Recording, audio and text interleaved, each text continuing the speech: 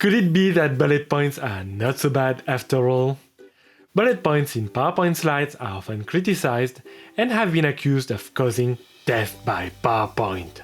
Should we get rid of them at all costs? Hello, this is Gerard from Creative PowerPoint. Today, we look at cases where bullet points do make sense in a PowerPoint presentation.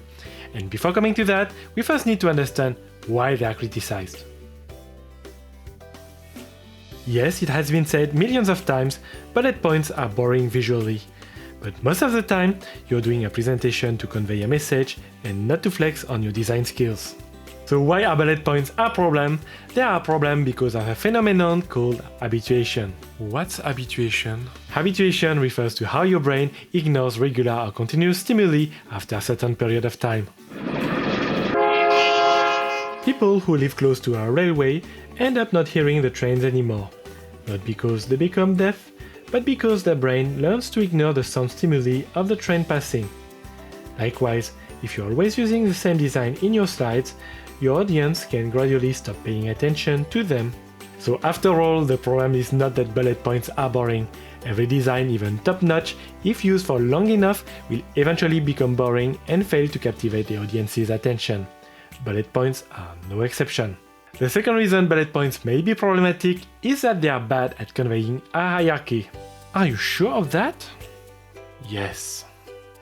Many people who look at a slide like this can interpret that the title is the most important information and all bullet points are of equal importance.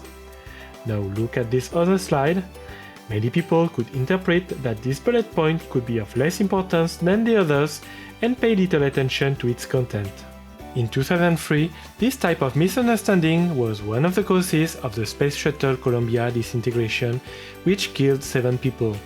People who reviewed the slide overlooked the importance of a bullet point because it was deep in the hierarchy.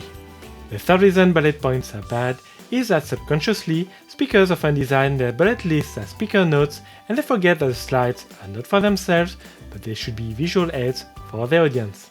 So, does this mean we need to completely get rid of bullet points? No, of course, there are cases where bullet points completely make sense in a slide design. The first case is when you're making a list of items that have the same importance.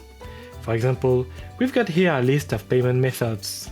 None of them is more important than the others, and mentioning them as a bullet list completely makes sense. Another case is when you're writing a sequence of steps. For example, we are showing here a procedure as a flat list of steps. Again, it's perfectly fine to use a bullet list here. And finally, it also makes sense to use a bullet list when you're making a ranking. For example, for a list of top universities, look no further. A bullet list is the right tool. Don't forget to hit the like button to help spreading this message to more people. Thank you for watching and have a creative day.